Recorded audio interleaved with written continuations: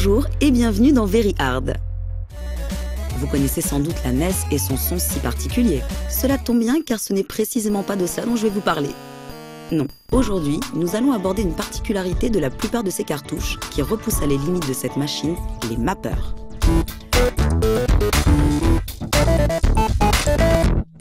La Famicom sortit au Japon le 15 juin 1983. Dotée d'un processeur à 1,66 MHz, de 2 kilo-octets de mémoire vive et tout autant de mémoire vidéo, ses capacités étaient impressionnantes pour l'époque.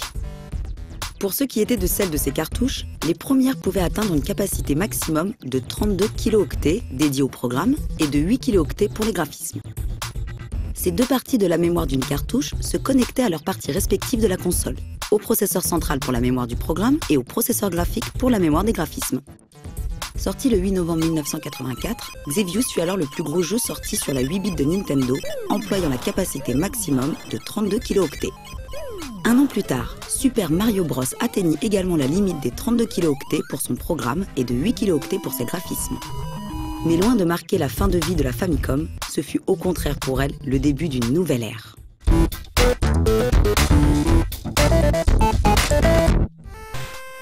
Cette nouvelle période débuta par la sortie de City Connection de Jaleco.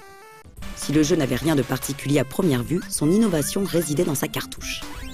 Celle-ci était en effet dotée de deux composants supplémentaires, deux circuits logiques appelés 74-139 et 74-74 permettant d'utiliser davantage de mémoire. City Connection possédait 16 kilo-octets utilisables pour les graphismes, outrepassant ainsi la limite des 8 kilo-octets. Ces 16 kilo-octets étaient partagés en deux zones de 8 kilo-octets, sélectionnées à tour de rôle par le programme. La technologie des mappeurs fit ainsi son apparition. Un même mappeur pouvait être câblé de différentes façons, générant tout autant de modèles de cartouches. Jaleco utilisa ce système dans plusieurs de ses jeux, comme Shoplifter, tandis que Konami employa le même procédé pour les versions japonaises de Twinbee et des Goonies. En 1986, une version optimisée réduisit le nombre de circuits logiques à un seul, le 74-161, et augmenta la capacité graphique à 32 kilo-octets. Ce nouveau mappeur, baptisé CN-ROM, fut employé dans de nombreux titres tels que Gegege no Kitaro Yokai Daimakyo, Gradius, Ghostbusters, Spy vs Spy ou encore Dragon Quest. Certains développeurs de jeux décidèrent de créer leur propre mappeur, laissant de côté les composants standards. Ce fut le cas de Sunsoft, qui développa le Sunsoft 1 pour les besoins d'Atlantis Nonazo. Les spécificités de mémoire étaient désormais de 32 kilo-octets pour le programme et de 16 kilo-octets pour les graphismes. En 1986, un nouveau pas fut franchi avec Gumshoe. Outre l'originalité du fait que ce jeu de plateforme se jouait au zapper, ce fut également le premier jeu dont la mémoire dédiée au programme passait de 32 kilo-octets à la capacité alors énorme de 128 kilo-octets. Ce modèle de cartouche porta le doux nom de GN-ROM et se basait sur un 74-161. Le même mois, Makai Mora, plus connu sous le nom de Ghosts & Goblins, fut adapté sur Famicom. Doté de deux circuits logiques, les 74-161 et 74-32, un changement notable fut apporté au niveau de la mémoire dédiée au graphisme.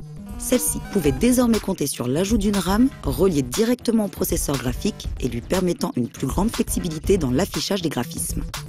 Une centaine de jeux utilisa ce modèle de cartouche, appelé UN-ROM, parmi lesquels Probotector, DuckTales, Megaman, Castlevania et Metal Gear. Voyant les limites de sa 8 bits toujours davantage repoussées, Nintendo n'allait pas non plus tarder à standardiser et faire évoluer la technologie des mappeurs.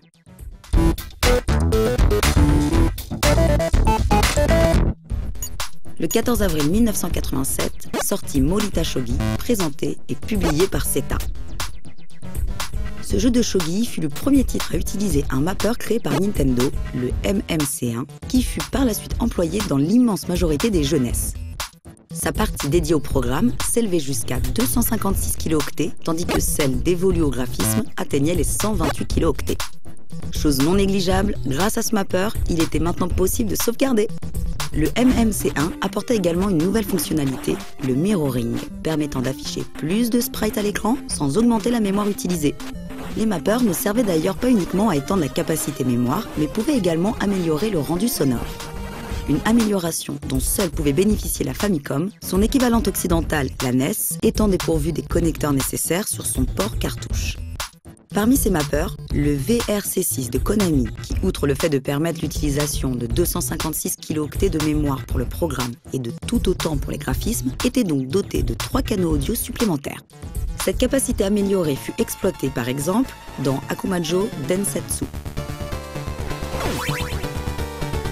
tandis que ses versions occidentales ne purent en bénéficier.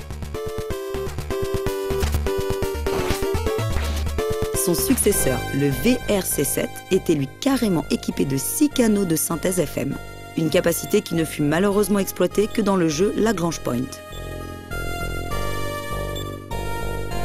Nintendo continua par la suite à développer des mappeurs toujours plus puissants. Le plus performant d'entre eux, le MMC5, atteignit la capacité de 1 mégaoctet de mémoire pour le programme et tout autant pour les graphismes.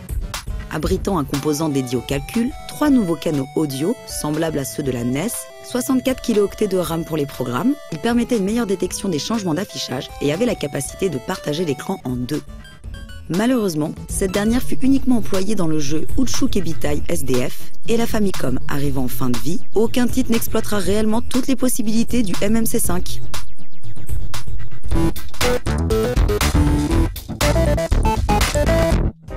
Nintendo, grâce à sa conception évolutive de la Famicom, permit à sa console de connaître une importante longévité.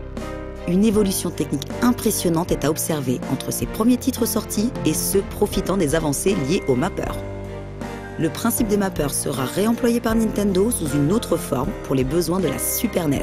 Mais ça, c'est une autre histoire.